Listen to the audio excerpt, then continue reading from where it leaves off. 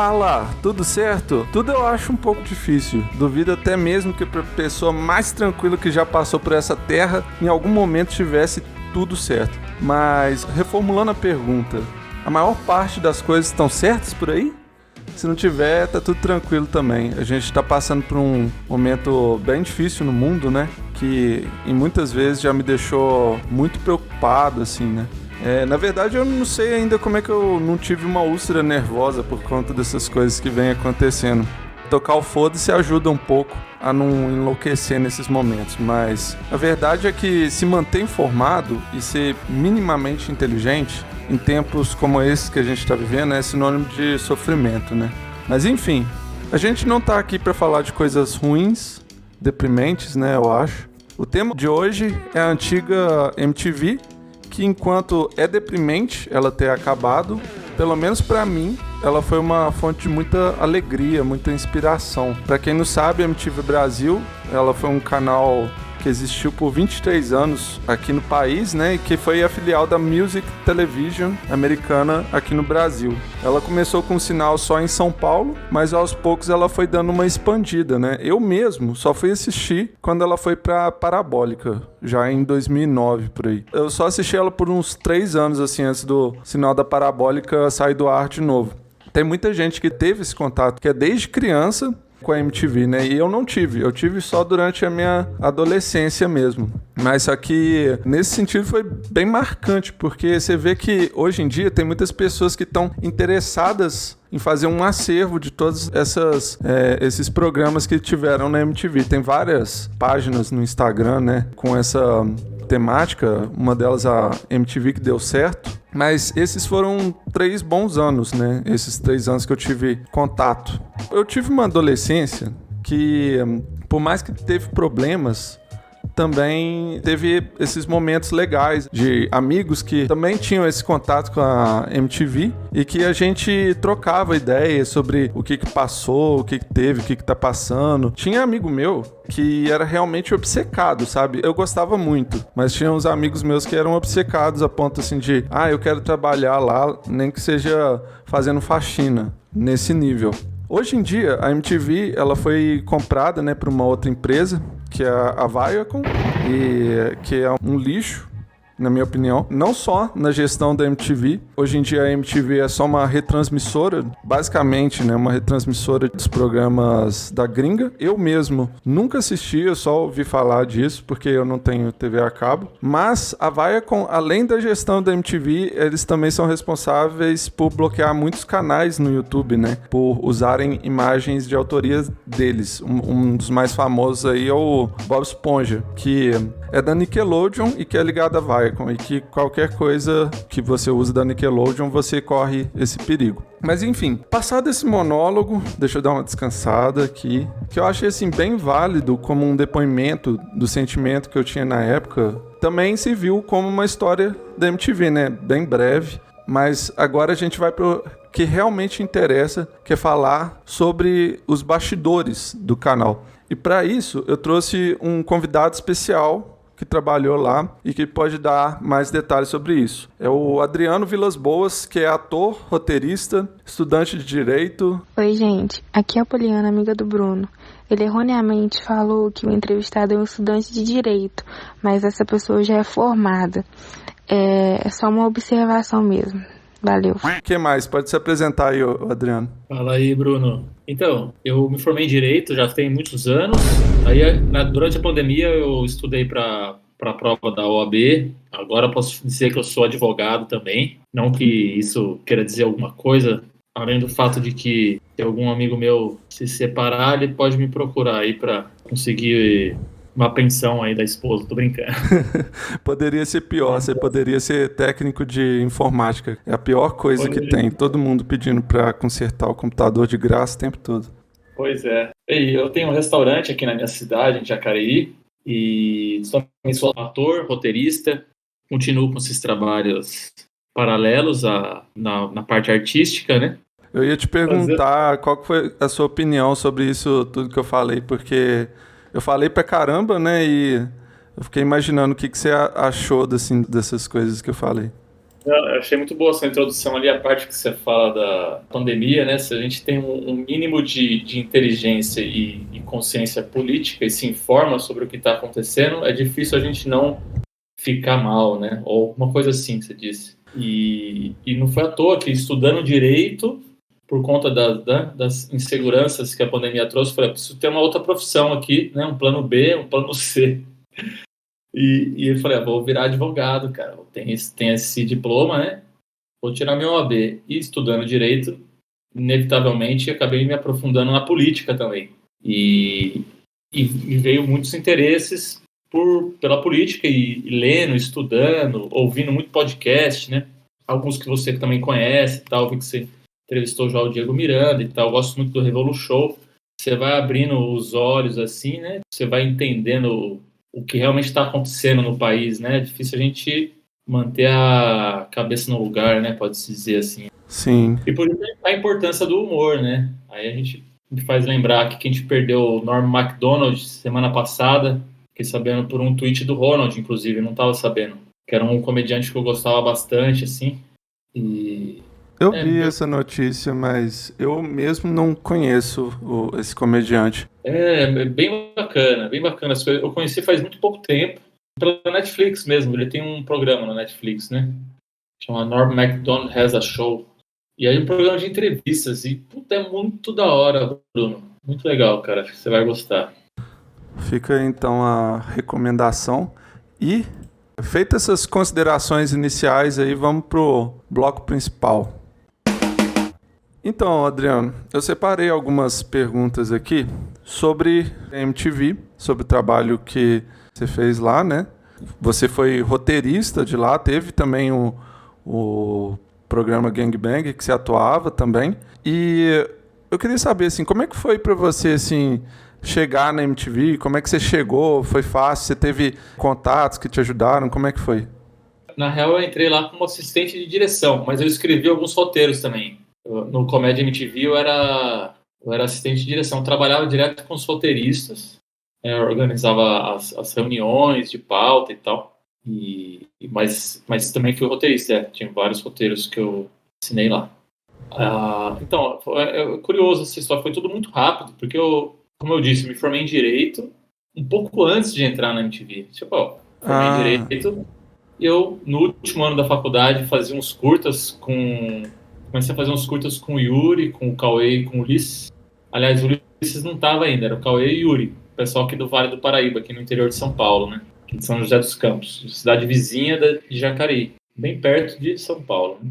Aí e na época eu fazia faculdade em Campinas, conheci o Yuri numa festa, nada a ver, assim, cara. A galera brincando de esconde-esconde. Até hoje eu falo isso, ninguém acredita, cara. Aí ele falou, eu fiz um curto, o YouTube tinha acabado de surgir. Isso foi fundamental, o surgimento do YouTube, cara. Isso é revolucionário, assim. Porque o Yuri passou a fazer curta porque tinha onde colocar. Falou, não precisa mandar para festival. Você põe no YouTube e as pessoas vão ver. Ele achava broxante você fazer um filme e ninguém vê, né? Vai mandar no festival, vai lá, só as pessoas do festival vão assistir. Ele falou, não, eu tenho o YouTube agora. Tinha que dividir em partes, né? O curta tinha 20 minutos, era uma parte 1 10 minutos, parte 2 mais 10 minutos, que tinha um limite no YouTube na época. Aí ele me mostrou um curso que ele tinha feito, eu estava fazendo um curso de teatro na faculdade, falei que era ator. Tava fazendo o curso, ele falou, não, da hora, a gente não tem nenhum ator profissional. Aí, enfim, ele chamou, passei a ajudar ele no próximo curta que ele fez, atuei também nesse curta, logo que eu me formei, eu fui fazer um curso de edição em São Paulo, na DRC lá, fiquei na casa do Yuri, ele que indicou, falou, vem fazer o curso aqui, você trabalha com edição daí e tal. Cara, na semana que eu tava fazendo o curso, era um intensivo de uma semana de edição para aprender a usar o Premiere, os básicos, básico do Premiere. A produtora que ele tava trabalhando, teve uma vaga lá, comecei a trabalhar com ele, numa produtora de institucional. Tem umas histórias muito boas também, assim, que era muito bizarro, era na casa do cara, a esposa do cara trampava também junto, e ele... Nossa, isso aí tem umas histórias muito boas, velho. O cara pegava a secretária, e aí, nossa, era bizarro, velho. Daí, enfim, aí a gente começou a produzir mais coisas, morando junto, daí comecei a trampar lá, falei, pô, tô em São Paulo, já era o direito, né? Desencanei. Comecei a trampar na produtora, a gente começou a fazer mais coisas, aí entre o Ulisses e o Cauê, que era amigo de longa data do Yuri. Em algum momento dessa época aí, o Cauê vai morar lá também para trabalhar com áudio e edição. A gente faz um curta-metragem chamado Eric, Bruno e Jonas.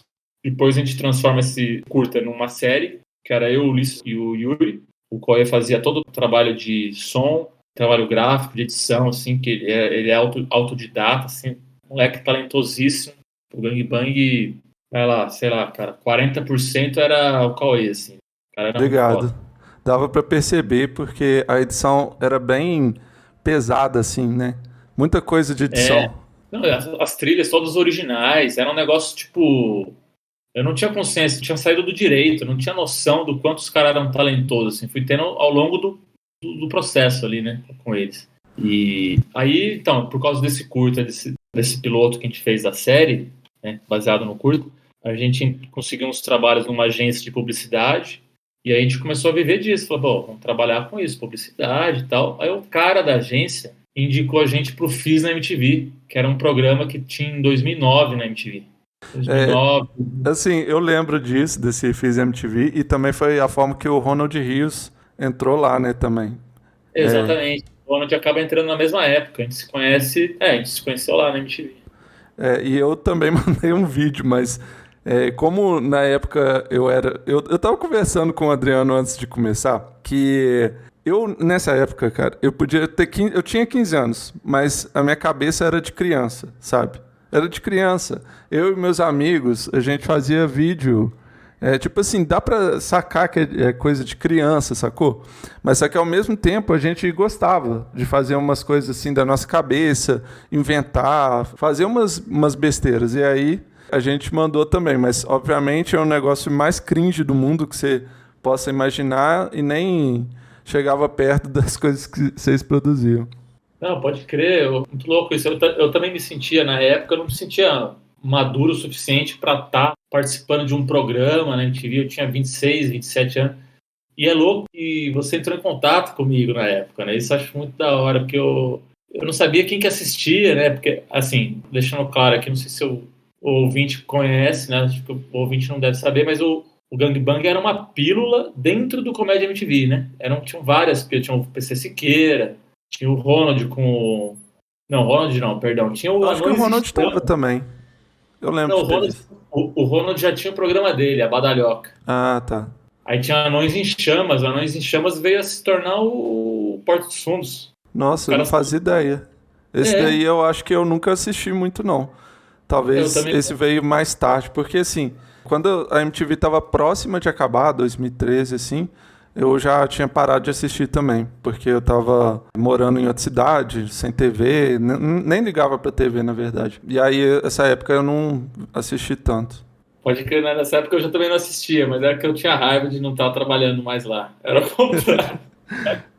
E assim, como é que foi pra você esse lance desse término do Gangbang? Como é que foi essa experiência? Se você quiser também contar como é que foi a experiência pra você, como é que foi ter feito isso? Porra, era muito louco. Eu mergulhei de cabeça na parada de uma tal maneira que eu só vivia para aquilo, assim. Uma coisa que é importante dizer, assim, a gente morava, os 4 membros do Gangbang, que era um grupo de comédia, e que também era uma produtora, né? A produtora era 31 filmes. O Gangbang era um dos projetos da produtora, né? Mas quando a gente passa a ter um espaço dentro da MTV, primeiro foi pelo FIS, né, na MTV, depois a gente ganhou um espaço dentro do Comédia, e teve no portal também. Entre o FIS e o Comédia, teve o portal MTV, que era no site da MTV, que a gente fez uns episódios mais longos, né? Não sei se você lembra, tem uns episódios de 10, 15 minutos. Eu lembro desse portal MTV também. Mas eu não lembro de vocês lá, mas eu lembro que ele existia. Então, antes tem uns episódios lá que eram praticamente uns curtas-metragens que a gente fazia, assim, tipo, tudo do Gangbang, nesse universo bem metalinguístico, né? Que era sobre a gente fazendo o programa, né? Então era um grupo de amigos que tá dentro da MTV e a gente explorava esses conflitos, esses contratempos que a gente tinha nas produções e tal. Era a gente usando o nome nosso, né? E a gente morava no mesmo apartamento, os 4. Então era um convívio. Desculpa interromper, mas eu acho essa parada mais engraçada que existe, cara. Porque eu não fazia ideia de que vocês moravam junto. Eu achei que vocês só se encontravam pra gravar, sacou? Então a gente morava, velho, no mesmo AP. Então era convívio muito intenso, cara. Daí, é claro que daí acaba tendo muito conflito também, né? Mas era tudo muito intenso. Eu e o Yuri trabalhava no Comédia MTV na época, né? O Cauê e o Ulisses não, mas o Cauê fazia o clipe. Ele fazia o clipe do Comédia. Porque ele não precisava ir lá no prédio, né? Lá na Afonso Bovero. Eu trabalhava no Comédia de segunda a sexta, mas o tempo inteiro, porque eu era produtor do Gangbang. A gente gravava de fim de semana. Então, pô, eu ficava trabalhando no Comédia de segunda a sexta, entrava na MTV 10, 11 da manhã, não tinha um horário muito fixo, assim. Mas também não tinha horário pra sair, velho. Então, às vezes eu saía de lá 10, 11 da noite. E nem via o tempo passar. Eu tinha que ficar encontrando uma brecha no tempo meu de trabalho para produzir o Gangbang. Ou seja, eu conseguia locação, eu aprendi fazendo. Isso foi muito louco. Isso aí foi uma puta experiência, velho. Produção, você que fazia também? Eu fazia a produção, eu era o produtor do Gangbang. Então eu conseguia locação, elenco. Eu sou ator, então eu fazia muita publicidade na época. Faço até hoje. E eu ia cara. em teste. Depois que eu assisti uma propaganda sua, depois que já tinha acabado o Gangbang, eu falei até, pô, esse é o Adriano. Te reconheci na parada. Pode crer, eu fiz uma porrada, velho. Você deve ter me visto mesmo. O Gangbang tinha essa pegada bem bizarra e tal, assim, uma galera bem diferente do perfil, né, da televisão. Principalmente os atores convidados nossos, né? Eram perfis não convencionais, digamos assim, né? Aí eu via esses atores nos testes, e eu me apresentava, passava o contato, falava, pô, tem um programa na MTV e tal. A galera topava, o Gangbang a gente não recebia nada, mas a MTV dava estrutura. Então a gente tinha van, emprestava equipamento, né? E aí tem mais uma curiosidade também, o equipamento nosso, ele era melhor que o da MTV. Isso aí, na época, gerava um puta de um bafafá, assim, dentro até do elenco. Eu lembro de ator do Comédia, reclamando, não vou falar quem, mas o cara reclamando que a imagem do nosso programa era melhor que da MTV. Ah, não, velho, sacanagem. Velho. Porque a gente usava 5D, a gente usava aquela EOS da Canon. Vocês não ganhavam nada com isso e os caras mó com inveja, né? Não, os caras ficavam putos. Tipo, o Comédia foi o primeiro programa de dramaturgia da casa. Então, teve essa fase de adaptação, que foi o primeiro ano do programa, que foi quando a gente entrou, né? Mas e o Hermes e Renato? O Hermes e Renato, na hora que a gente entra e começa a Comédia MTV, o Hermes e Renato sai da MTV, cara, vai pra Record. Não, então, mas ano, aqui o Hermes e Renato é dramaturgia também, teledramaturgia, não, que veio antes.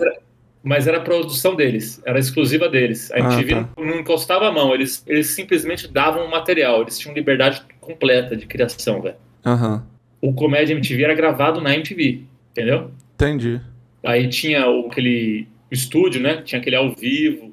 Aí era com a galera, imagina, tipo, a equipe técnica inteira daquele programa que tinha o estúdio, que ia pessoal ao vivo assistir e tal. E aí tem as externas, né? As externas daí eram uma equipe à parte. Mas toda essa parte técnica eram de pessoas que trabalhavam na MTV, gravando o cara com o pé no três tabela, falando de música. O cara não estava acostumado a fazer o plano. Não, agora precisa fazer o contraplano. O cara ficava olhando pra você, como assim? Entendeu? Tipo, não tinha essa coisa, tipo, não, a gente quer fazer um plano fechado e um aberto ao mesmo tempo aqui. E a outra câmera lá, não sei o que, os caras ficavam, não, velho, como assim? Tipo, e a galera com um sindicato forte, né? A parte técnica era a única contratada, e com um sindicato mesmo, né? Não tem sindicato de produtor, de roteirista agora, que começa a ter mais, né? Então esses caras olhavam pra gente e falavam, não, velho, a câmera vai ficar aqui, entendeu? Os caras batiam de frente, velho. Tinha isso ainda. Nossa. Era muito doido, velho. Era uma experiência nova pra eles também, né? Exatamente. Eles estavam acostumados a filmar o VJ falando de música, e de repente tem essa adaptação, e aí o programa foi ganhando forma e melhorando, né? Aí eu já não tava mais lá. Inclusive no primeiro ano já ganhou o APCA, né? Tem essa ainda, velho. O que seria isso? O APCA é o prêmio da Associação Profissional de Críticos de Arte de São Paulo. Pode crer. Tipo, a galera acha bacana e tal. Na época eu não tinha noção do que era essa porra, mas hoje em dia... Enfim, tem esse APCA de teatro e tal, e aí dramaturgia de humor ganhou o Comédia. Mas na época também o Comédia disputava com a Praça é Nossa e o Zorra, né? Então... se não ganhasse, né? Podia desistir. Tipo isso. Mas... você saiu quando lá da MTV? Saí em 2011, fiquei um ano lá. Entendi. Fiquei muito pouco. Mas você tinha perguntado do... Acabei fazendo... Eu faço muitas digressões, cara. Se você quiser me cortar, você pode me cortar quando você quiser aí também. Eu tinha falado que a gente morava no mesmo apartamento e que era muito intenso e tal. Então tinha essa loucura e que a gente trabalhava no Comédia durante a semana e no fim de semana eu produzia o Gangbang durante o expediente do Comédia, o que gerava muito ruído, assim, de estresse, né? Porque tinha que fazer muita coisa ao mesmo tempo. Exploração ali do trabalhador, né? Aham. E aí A gente vai falar sobre isso, depois eu tenho uma pergunta pra você. Daí chegando no fim de semana, a gente tem que gravar um programa que a gente não tá recebendo um tostão, mas tinha visibilidade, né? E a gente gostava de fazer, né? A gente amava fazer aquilo. E eu trabalhava com os meus amigos. Isso pra mim era tipo, eu falava, caraca, eu trabalho dos meus sonhos, velho. Eu trabalho com os meus amigos, a gente mora na mesma casa, velho. Mas ao mesmo tempo eu também não era maduro o suficiente, como você falou, né, de sentir esse gap da idade, de ter uma adolescência tardia. Eu sinto que eu tive também uma adolescência tardia, sim. E eu chamo no meu caso de maturidade mesmo. Então, na MTV também não tinha noção da importância do trabalho lá. Quer dizer, eu gostava muito, né? Mas não conseguia vislumbrar que tinha que ter determinadas posturas dentro do ambiente de trabalho, por ser um dos primeiros trabalhos meus, que louco isso, né? Então, pô, ficava produzindo gangbang enquanto estava trabalhando no outro, porque não tinha como produzir de outra forma, eu era o produtor, né? Uhum. E no fim de semana, chegava no fim de semana, a gente gravava, cara, das 7 da manhã até de noite. Nossa. Sábado e domingo. Aí chegava segunda-feira, já tava no comédia de novo, e sempre com tempo para entregar o material, porque tinha que preencher a grade do programa. Às vezes chegava na quarta-feira, o programa não estava editado ainda, para ir ao ar na quinta. Meu Deus. Tá ligado? Então, para ir no ar, não era na quinta, não. Na quinta era a gravação no estúdio. Ele ia no ar, acho que na terça, na quarta, sei lá. Então, às vezes tinha que colocar sketch antiga, aí tinha reclamação da direção. Uhum. Aí tem uma outra história que eu vou contar mais pra frente aí, não sei, acho que agora já tá muito cedo ainda, mas tem uma história aí da saída minha da MTV que é uma curiosidade bacana também. Beleza. A gente falou desse lance aí do trabalho lá. Assim, até os próprios VJs, eles reclamavam, né? Os de comédia, principalmente, falavam que aqui não paga nada e tal. E assim, eu queria saber como é que eram as condições de trabalho lá. O salário realmente era tão ruim assim quanto falavam? Trabalho exagerado, você já deixou claro que tem, né? Como é que eram as condições de trabalho? O salário realmente era ridículo, assim, mas você acabava compensando pela liberdade que você tinha de criação. Tinha muita liberdade de fazer as paradas, assim, era um clima que era da hora nesse sentido. Acho que por ter chegado logo de cara, velho, eu entrei para trabalhar e já tinha um programa meu dentro de um outro programa, era muito estranho, porque eu trabalhava nos dois, era meio esquizofrênico o negócio. O Gangbang também tinha essa pegada esquizofrênica, né?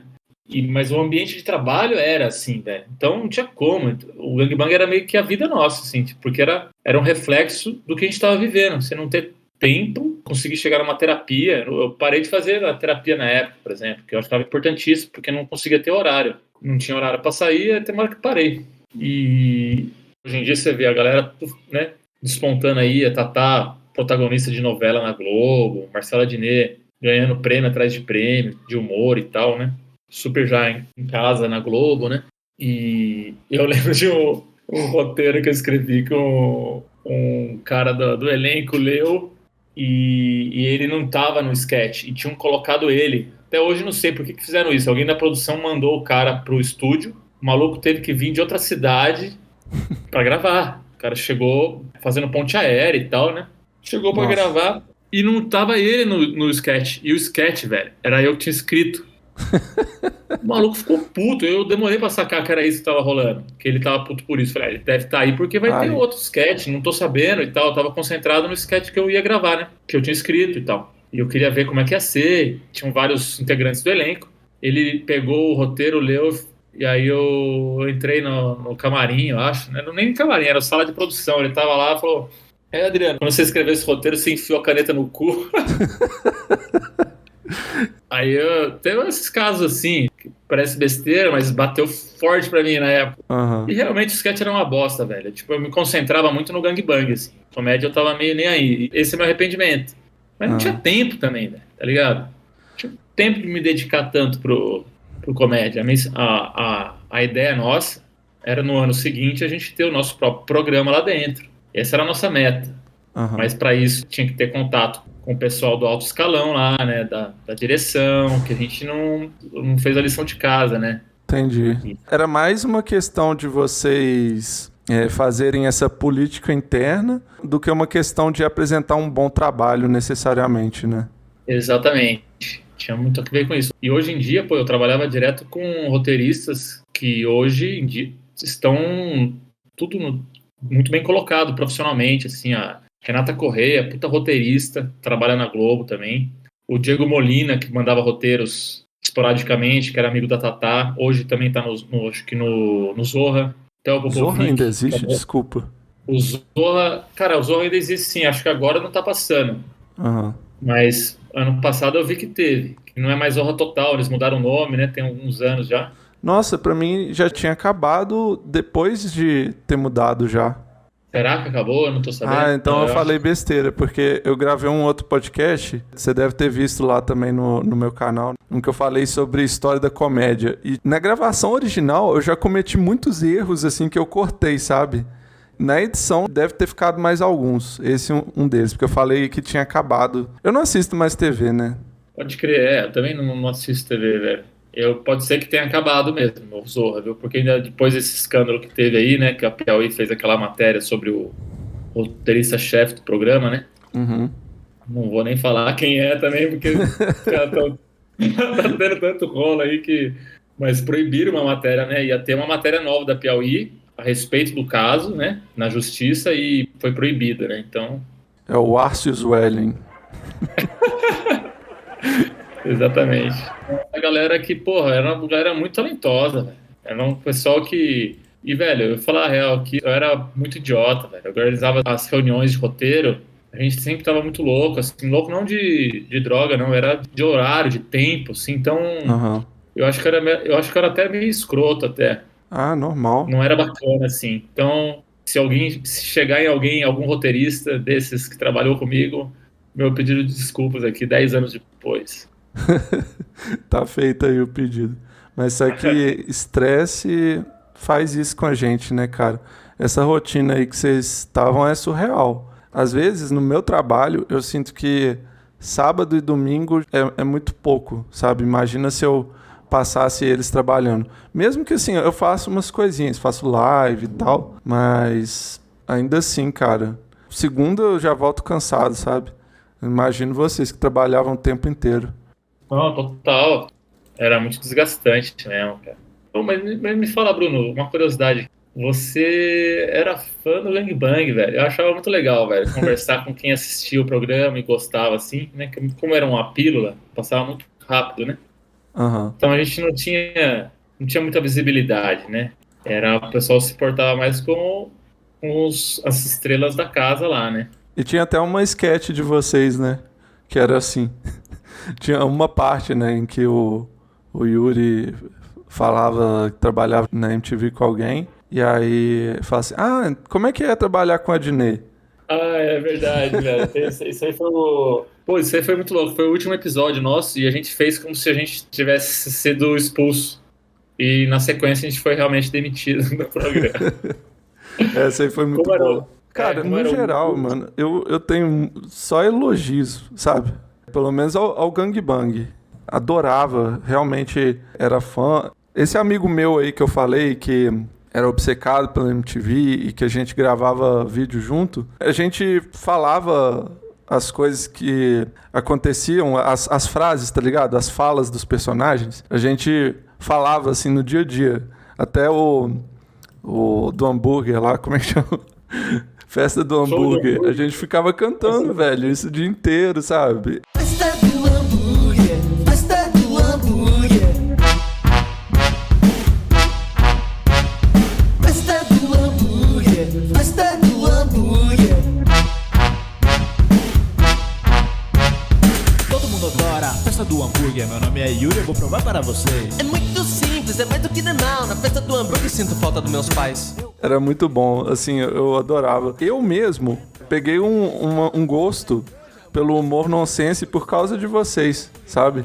Nessa época eu comecei um blog e eu escrevia contos e sempre assim, mais nonsense possível, também inspirado em vocês. Eu falei no primeiro episódio do podcast aqui que o Ronald Rios me influenciou muito, inclusive a fazer jornalismo, né? Eu me formei, o Adriano me falou aqui antes da gente começar que o Ronald nem se formou, né? Mas eu me formei e também teve essa questão aí do blog que eu fazia esses contos, muito inspirado em vocês também.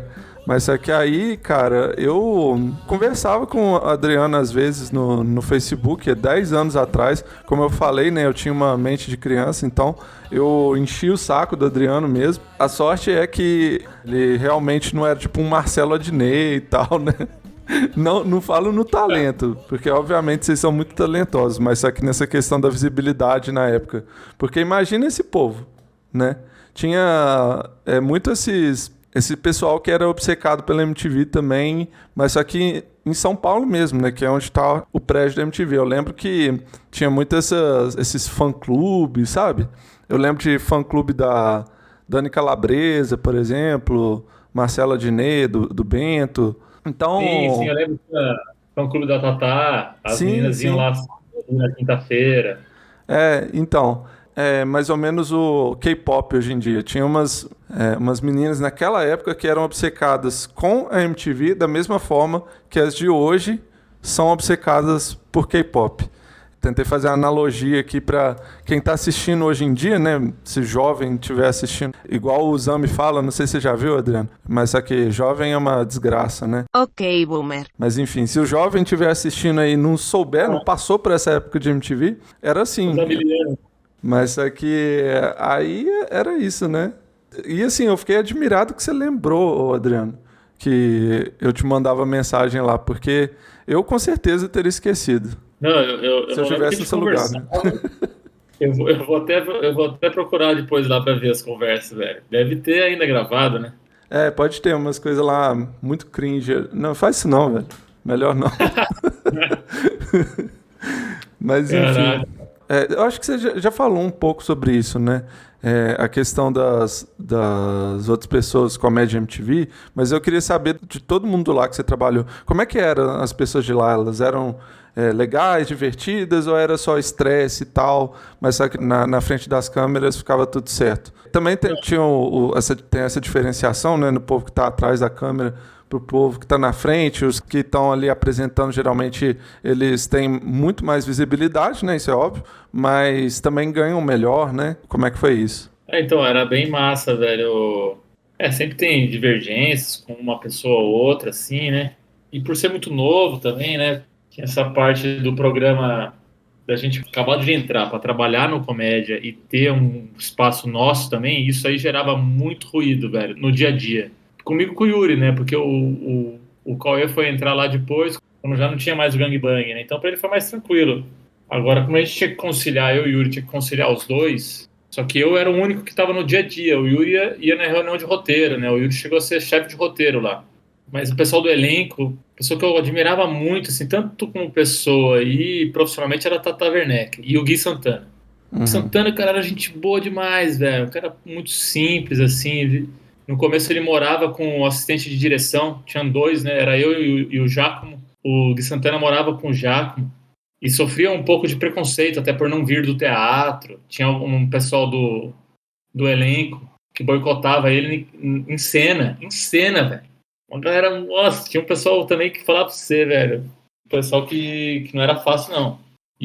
Mas o Gui Santana sempre muito humilde, assim, cara, ele passava por cima, ele fazia que não era com ele, velho.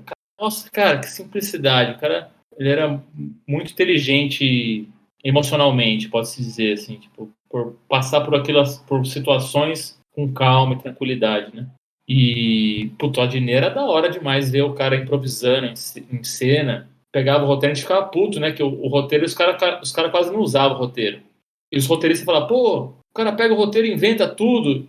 E até no começo, quando eu entrei, uma das funções minhas, eu tô lembrando agora, aqui, contando pra você, uma das funções minhas era de bater o texto com o elenco. Bom, os caras chegavam do Rio de Janeiro para gravar às 19h. Os caras chegavam às 18h40 e o roteiro tava no e-mail dele, mas o cara tava fazendo excursão com um grupo de improviso ou de stand-up ou em outros programas. Os caras tinham vários trabalhos, né? A Tatá viajava o Brasil inteiro com o grupo de improviso dela, né? Com o Paulinho e o Rodrigo. Então não tinha tempo de ler o roteiro, velho. Na época eu não entendia isso, né? Tipo, bom, o cara tem que ler, né? Tem que ser profissional, mas a rotina da parada exigia muito, né? De todo mundo. Como eu te falei, né? Praticamente não dormia. Naquela época também não necessariamente tinha celular, assim, com internet, sei lá como é que era. Mas só que, pelo menos, assim, no meu meio não tinha, assim, essa facilidade com a internet que tem hoje em dia, né? Não tinha. Eu lembro que a Tatá tinha um BlackBerry, mas eu não sei o que ela fazia no BlackBerry, porque o Facebook acho que não tinha aplicativo ainda no iPhone, né? Não sei como é que era, não tinha iPhone na época. Mas eu lembro que já tinha iPhone, né? Em 2010, acho que tá surgindo o iPhone, talvez, né? Sei lá. Pode crer. Mas no meu meio isso era uma coisa muito inacessível. Até a internet era... Realmente tinha Wi-Fi, eu tô lembrando que... Não, Wi-Fi mas era bem inacessível, assim, o celular com Wi-Fi, né? Eu lembro que o Facebook tinha acabado de popularizar, né? 2009 o Facebook, boom, bomba e o Orkut já era, né? Mas ainda tinha uma coisa muito curiosa, a galera tinha um pudor de se divulgar e se autopromover no Facebook. Você não via ninguém falando, esse é meu programa, foto minha que não sei quem, não tinha isso, cara. Ninguém falava do que estava fazendo profissionalmente, era mais um negócio meio pueril, assim, né? Os primórdios ali, não tinha divulgação de trabalho, que hoje em dia virou meio que vitrine, né? LinkedIn. Virou um LinkedIn as redes sociais, de todo mundo, né? Você vai ver a rede do cara, tá lá o trabalho dele e tal. Na época não tinha muito isso. Eu não tenho foto com ninguém, cara, que louco. Não tenho nenhuma foto, Nossa. Não tinha câmera digital, o celular não tinha câmera na época, pelo menos o meu não tinha. Eu não guardo registro. Deve ter alguma coisa em computador, assim, se for falar com o Yuri. Uhum. Mas não tinha essa coisa de... era da hora encontrar... Tá na porta da MTV, tá entrando o Mark Ramone, tá ligado? Umas coisas assim. Aham. Caralho, um Ramone aqui, velho. Tinha umas coisas interessantes, tipo Binho do Ouro Preto, nem do Ouro Preto, Binho... Dinho Ouro Preto, né? Dinho Ouro Preto do Capital Inicial, de repente tá lá gravando, ele tá no camarim esperando pra gravar um outro programa. Uhum. Aí o cara vem trocar ideia com você, tipo, ia no show do cara com 15 anos de idade, umas coisas engraçadas, assim. Que da hora, velho. Tinha muita essa conexão com a música, né? Não é à toa que o nome era Music Television, né? Mas só que aí depois foi começando a entrar um pouquinho de humor, assim. Foi Hermes Renato, depois começou outros comediantes, assim. Até o Mion mesmo, ele fazia uma parada bem de comédia. Se for... Na época, ele não era considerado comediante, mas isso aqui, o programa era de comédia dele. Com certeza. Que era dirigido pelo Chuck, aliás, né? Que era o guitarrista do Forgotten Boys. Que trabalhou lá também, não é? É o mesmo Chuck? É, o mesmo Chuck, é. Uhum. Ele dirigiu Piores Clipes, né? Mas só que eu peguei mais a época do Marcos Mion fazendo Descarga MTV. Isso que eu assisti. E, cara, assim, a MTV foi um pouco precursora, né, das coisas da internet. Porque aquele tipo lá de coisa meio que mal feita, né, feita nas coxas, é o tipo de coisa que você vê hoje em dia na internet. Naquela época a MTV que fazia. É isso mesmo. É como se eles tivessem criado essa estética, assim, né? Uhum. De alguma maneira. O cara que era muito da hora era o Thunderbird, velho. Ele parece ser legal mesmo. A gente gravou um curta com ele antes de ir pra MTV.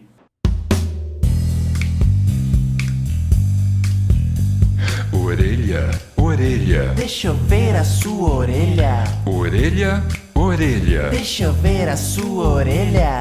Que orelha legal, uau! Que orelha legal, uau! Que orelha legal, uau! Que orelha legal, uau! E ele foi super bacana com a gente e tal. E na sequência a gente entrou na MTV. E, cara, um pouco depois ele voltou a trabalhar lá, velho. Isso foi muito louco. A gente tava lá e ele voltou a ter um programa lá, na mesma época, assim, tipo, e era muito massa. Sempre encontrar ele na padaria ali na Real. Era sempre umas conversas muito bacanas, inclusive depois. Foi um dos poucos contatos que eu mantive, foi o Thunder e o Ronald, que continuam amigos até hoje, assim. Ele parece ser muito legal mesmo. Assim, apesar de que ele fazia programas de música, eu sentia que ele tinha uma parada assim um pouco pro humor também. Todos assim, né, faziam alguma coisinha assim, uma besteirinha, né? Às vezes no programa, tinha essas coisas. Eu ia contar aqui também que eu conheci uma pessoa que te conheceu, né? Uma menina que eu fiquei e que ela era lá de São José dos Campos, né?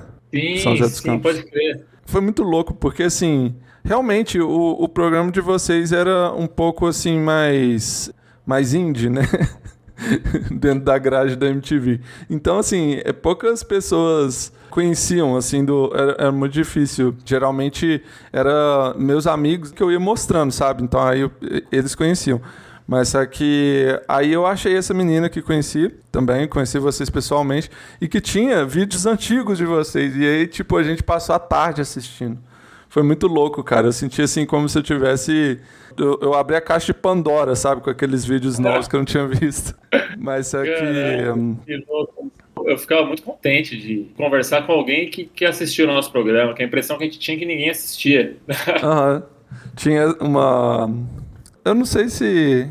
Não, foi essa mesmo. Ih, eu tô me repetindo. Eu ia falar de novo da sketch que vocês fizeram. Mas não sei se vocês fizeram mais alguma nesse sentido. Ah, não, teve o Introvertidos. Aham. Esse era aquele episódio que era como se a gente tivesse ganhado um programa na MTV e que a gente trabalhava com improviso. Programa de improviso. Ah, é. Eu lembro. O começo desse episódio é o Yuri no camarim conversando com a Dani Calabresa. E a Dani fala pra ele: nossa, vocês são meio introvertidos. Porque a gente era mesmo, né? A gente não era ator, não tinha experiência com teatro, nada. Fazia... E a gente era introvertido pra caralho. A gente não... Aí, ó, tá aí minha inspiração também. Eu sempre fui muito introvertido. Mas aí, pode continuar. Isso acaba afetando também o trabalho de atuação, né? Porque não era uma coisa... A gente não tinha muita expressão. Pra mim, isso assim, só deixava melhor, cara. Pra mim, só deixava ficava melhor. Bem natural, assim, de alguma maneira ficava bem natural também. A gente conseguia entrar numa dinâmica ali que a gente simplesmente se relacionando em cena, e isso dava uma naturalidade. Mas aí ela fala isso do introvertido e na sequência a gente vai criar um programa. Esse era o episódio, né? Enfim. Tô ligado. Era muito bom, mano. Assim, esse lance da inspiração mesmo. Assim, muitas pessoas foram importantes mesmo pra mim, pra eu fazer o que eu faço, porque eu sempre fui muito tímido, introvertido e em uma época da minha vida eu cheguei a ter fobia social mesmo. Hoje em dia tá um pouco mais tranquila, mas assim, é muito importante... cara, eu vou chorar, mano. Desculpa, mas foi muito importante, sabe, pra mim ver vocês, porque eu pensei assim, pô, se esses caras conseguem, eu também consigo, sabe? Tipo, vocês, o Ronald, hoje em dia, outras pessoas também, como os Galãs fez, né, que eu tava te falando antes de começar, e eu já enchi a bola deles pra caramba aqui também. E o João Carvalho mesmo, cara, o João Carvalho, ele é uma inspiração muito grande, porque ele tem 2 podcasts de 2 assuntos completamente diferentes, e ele manda bem nos 2. Ele mostra que você consegue fazer um negócio de humor e fazer um negócio sério. Não precisa fazer uma coisa ou outra, você consegue fazer os 2. Cara, o João Carvalho, você citou, eu fazer um comentário aqui, que eu sou muito fã também do trabalho dele, velho. E eu vim descobrir o trabalho dele relacionado à política recentemente, e o cara é tão bom quanto. Na época, eu lembro de assistir o Satirismo, né? Que é um pessoal de BH. Sim, muito bom, cara, muito bom. Eles até participaram do episódio nosso, né? O Porquinho participou do episódio nosso, do Gangbang. O Porquinho era o guitarrista do DR, né? Amigo do... esqueci o outro maluco do Satirismo, velho, Rafael Mordente. Eles tinham um programa de comédia e tal, uns vídeos no YouTube, e que o João Carvalho participava, velho. E o João fazia um personagem que chama o Louco do Saco. Esse eu fui ver mais recentemente, é muito bom, mano, é muito bom. Nossa, velho, a gente ficava assistindo, a gente fazia o Gangbang, a gente assistia isso, a gente mijava de rir, velho. Ele ficava com o saquinho, né? E era um saquinho aparentemente de cola, né? Daí tinha uma lata de cascola atrás, assim, no muro, tipo... Não ficava claro que era cola, mas é lógico que era, então... É muito bom, cara. Esse daí é um clássico. Também tinha o Chutambô, eu não sei se você já viu esse. Tambor só possui ataques. Todo ataque é um ataque. Toda defesa é um vacilo. Não, você não lembra. Esse aí eu recomendo muito que você veja, cara. Você vai gostar demais. É muito bom esse também. Manda pra mim depois. O Chutambô é uma arte marcial. Depois você dá uma olhada. Tinha uns caras no Satirismo que eles faziam uma parada muito de nonsense também. Eu não sei se você já viu, que é o Koala Voador. Acho que é isso, Koala Voador. Caraca, esse era o nome do personagem? Não, é porque, tipo assim, era mais ou menos igual vocês mesmo. Era um programa dentro do programa, sacou? Mas só que aí era no YouTube. Eles tinham a parada deles dentro do canal.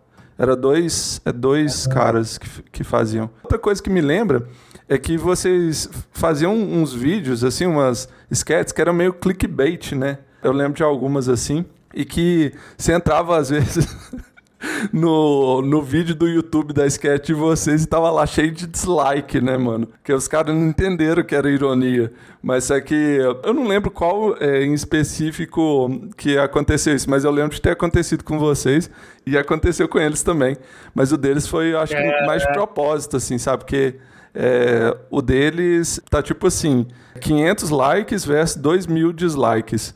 E eles fizeram um vídeo, acho que é como lidar com a tristeza. E ele fala, tipo, só coisa muito bizarra, sabe? De fazer.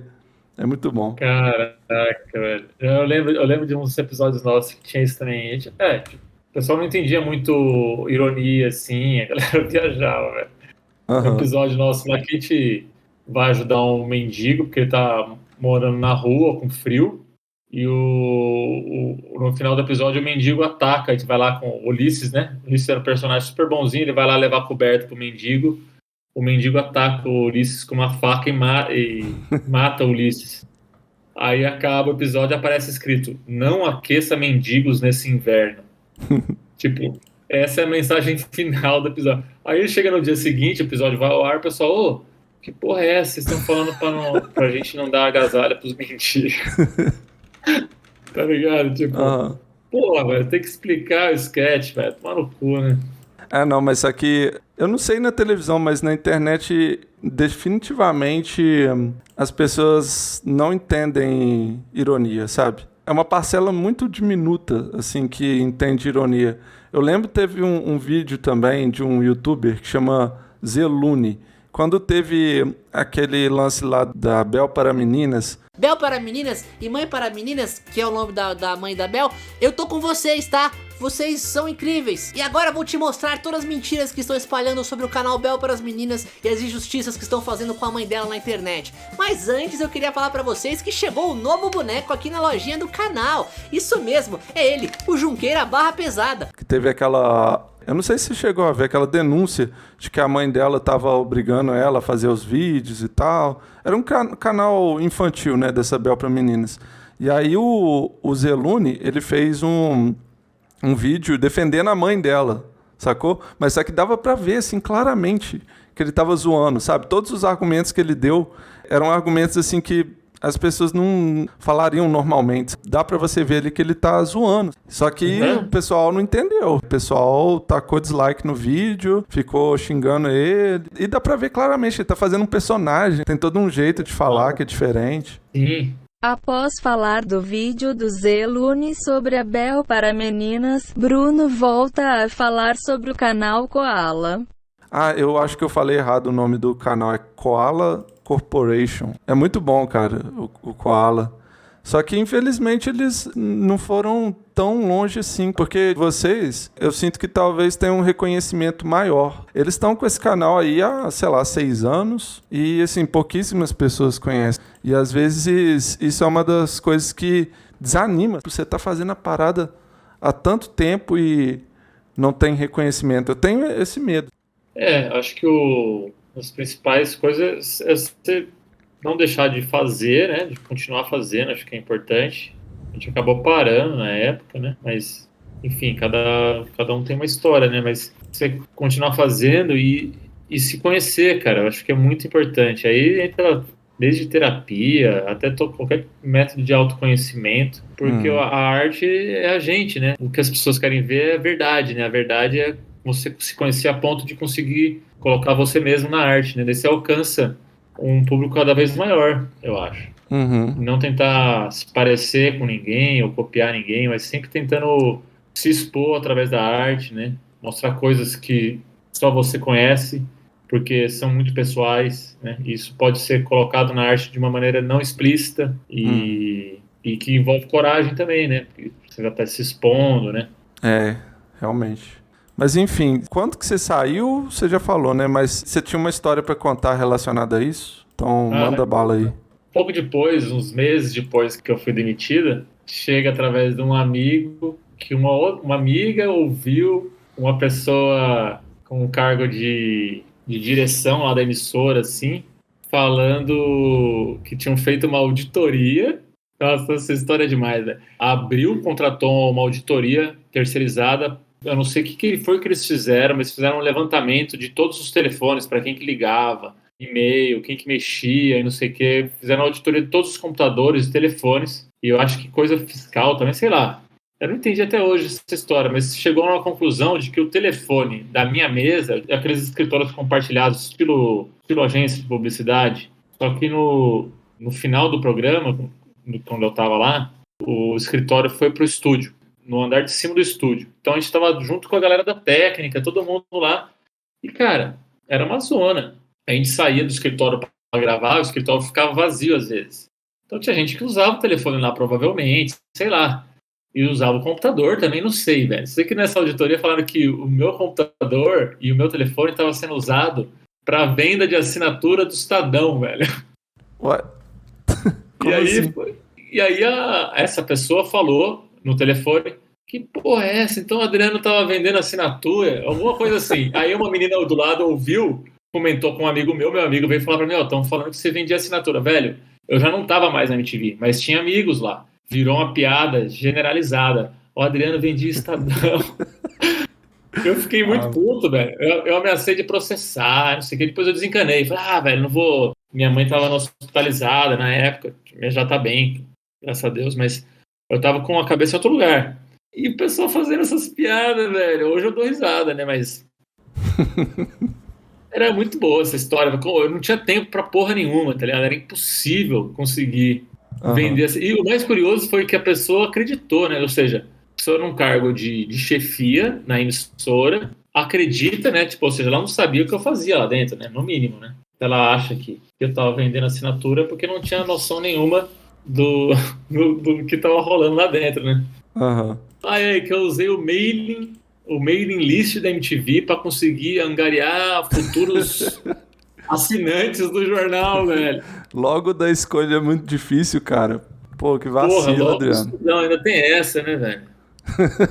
Eu já faço publicidade. Vender assinatura do Estadão são muitas contradições, velho. Mas enfim, ô Adriano, eu vou passar para mais uma pergunta aqui. Essa aqui eu não posso deixar de fazer, essas aqui que eu vou fazer agora. Porque eu abri uma caixinha de perguntas lá no meu Instagram e coloquei lá, o que você perguntaria a alguém que trabalhou na MTV? E alguns amigos mandaram umas perguntas aqui e se você souber responder, você fala aí, ó. O seguinte, o Matheus perguntou, o Mion é gente boa? Você sabe responder essa? Putz, quando eu entrei, o Mion já tinha acabado de ir pra Record, velho. Ele levou o Hermes Renato junto com ele. Tô ligado. Eu lembro. Nossa, na época eu fiquei uma expectativa danada desse programa dar certo. Deu porra nenhuma. Aquilo lá foi um lixo, velho.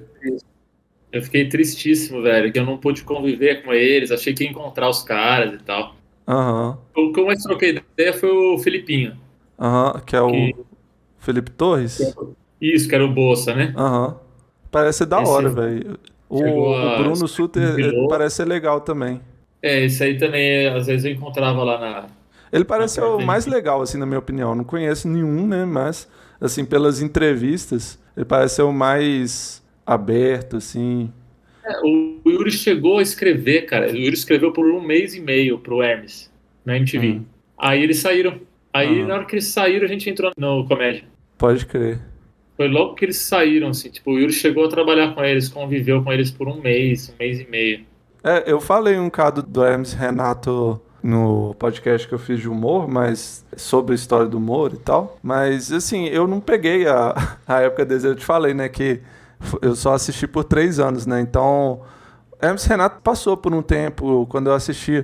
Mas, cara, assim, pra ser sincero, eu acho que o Hermes Renato era mais uma parada pra quem cresceu assistindo, sabe? Eu não cresci assistindo, então eu não entendi muito. Pra falar a real, eu também não cresci assistindo, velho. Quem cresceu assistindo foi o Cauê e o Yuri, principalmente. Eu era um pouco mais velho que eles. Eu sou ainda. Sou um pouco mais velho que ele. Eu tenho uns 3 anos, 4 anos a mais que o Cauê, 3 que o Yuri. E esse gap de idade, na época, já não pegou a minha. Mas eu assisti um pouco, entendeu? O bastante pra admirar, ser fã, assim, mas eu não sabia a fala. Então, eu acho que tem algumas coisas deles, assim, que são muito boas, mas só que a maior parte, assim, eu falei, cara, eu não consegui achar graça, sabe? Perdão se vocês gostam, porque tem gente que acha que isso é uma blasfêmia, né? E pode ser realmente pra você, não tem problema, mas só que eu não consegui achar tanta graça. Alguns, como eu falei, muito bons, né? Como essas do Bolsa mesmo, tem umas muito boas.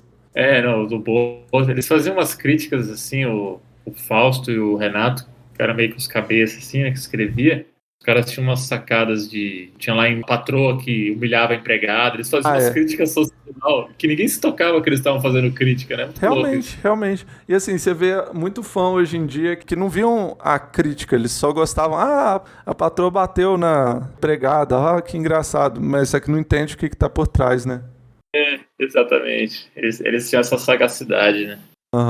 Igual aquela parada de que tem muita gente que é fã de banda, mas não entende o que a pessoa tá cantando. Aí, tipo, os apoiadores lá do Bolsonaro que estavam no show do Roger Waters, que ficaram putaços quando ele colocou na tela Fuck Bolsonaro, alguma coisa assim. Sim, nossa, o cara nunca entendeu uma música do Pink Floyd, né? E perguntaram isso aqui e você provavelmente não sabe responder, mas enfim. Foi o Igor que perguntou. De onde surgiu a ideia de ter o quinto categoria? Não faço ideia. Pode crer. Tá aí a resposta, Igor. E isso aqui eu acho que talvez você possa falar um pouco. Não, até que você já falou um pouco, né? O lance de como foi a transição da TV aberta para fechada. Você tava nessa época que aconteceu isso? Não, né? Não, já tinha saído. E quando vai pra fechada, os programas que eram gravados lá acabam, porque o prédio é fechado também. Eles deixam de ter um programa próprio, eles passam a importar o material, né? Eles passam a importar da gringa mesmo, né? A maior parte é enlatado e contratar a produtora para produzir. Ou seja, não tem mais conteúdo da MTV, eles não têm mais contratados da MTV. Da Abril mesmo, entendeu? Deixou de ser da Abril, né? E o prédio mesmo, a estrutura que era da MTV foi pra Loading, né? Que hoje em dia também já tá, assim, pra fechar, né? Não sei se já fechou, mas... Então. Oi, gente. Aqui é a Poliana de novo. Só passando pra avisar que o Bruno errou mais uma vez.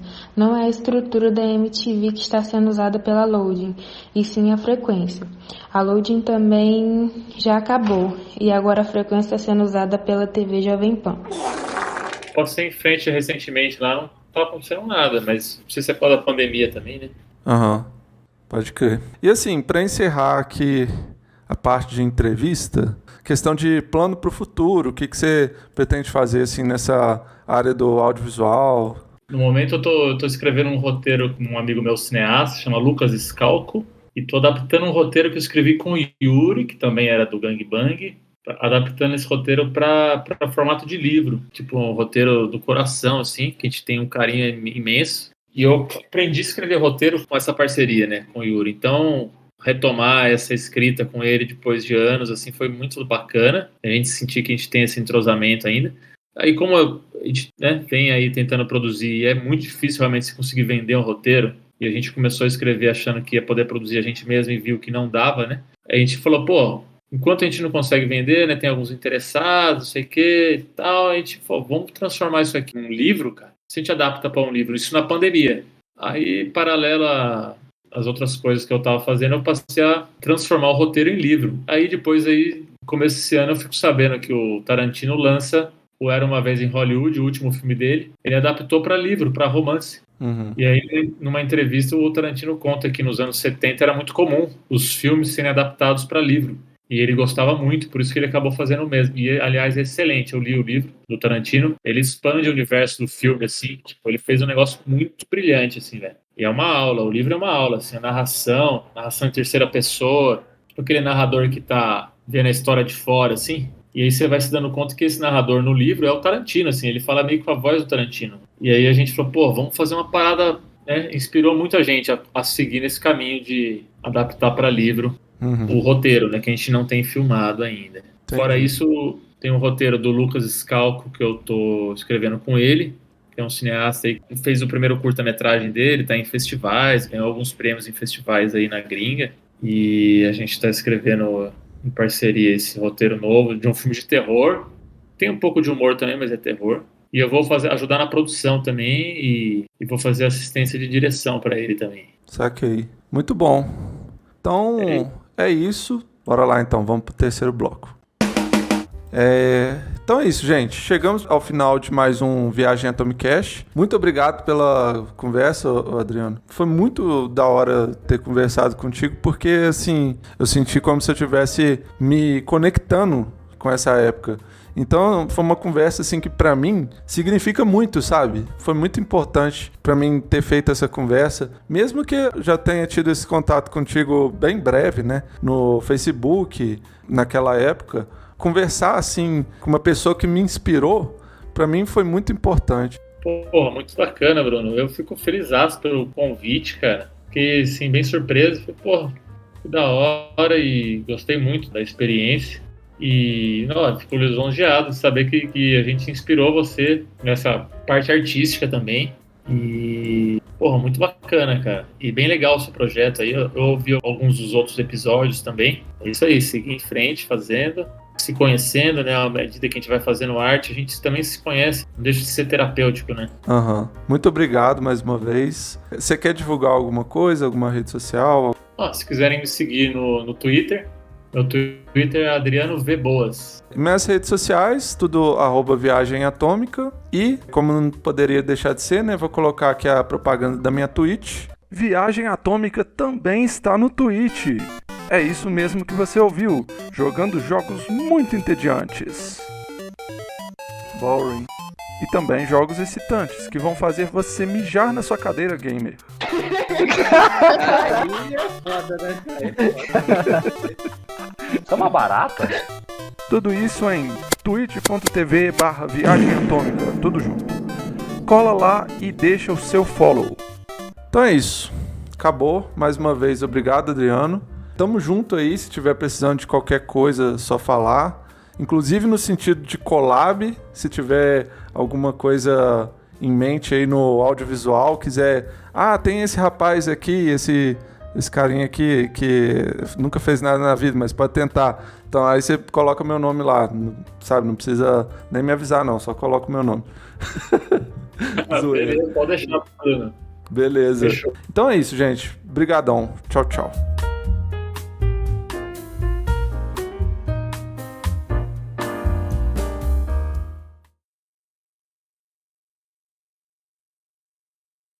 Eu vou ter que chamar de imbecil. Quando ele diz Pilafre, todo mundo adora. É muita curtição, é muita curtição.